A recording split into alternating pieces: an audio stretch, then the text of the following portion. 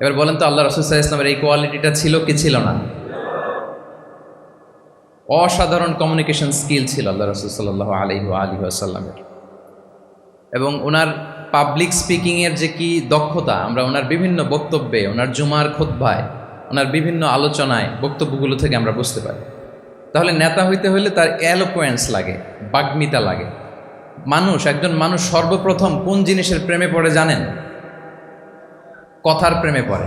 কিসের? কথার প্রেমে পড়ে। কথার ধরন, কণ্ঠস্বর, তার অ্যাটিটিউড, তার শব্দের জাদু, এটা মানুষের হৃদয়কে জয় করে ফেলে। আল্লাহ রাসূল সাল্লাল্লাহু আলাইহি ওয়াসাল্লাম তিনি নিজেও বলেছেন, ওয়া ইন্না মিনাল বায়ানি লা সিহরা, কিছু কিছু বক্তব্যের মধ্যে জাদু আছে। তো রাসূল সাল্লাল্লাহু আলাইহি ওয়াসাল্লামের এই এলোকোয়েন্স ছিল। এলোকোয়েন্স, তিনি বলতেন, উতিতু জাওয়ামিউল কালিম, আল্লাহ তাআলা আমাকে সর্বমর্ম বাচন ভঙ্গির অধিকারী করেছেন।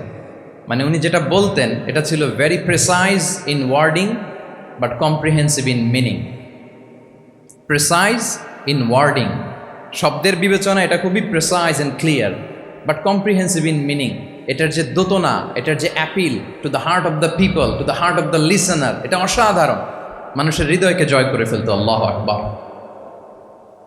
তাহলে নেতা হইতে হইলে তার কমিউনিকেশন স্কিল লাগবে, কি বলেন? লাগবে?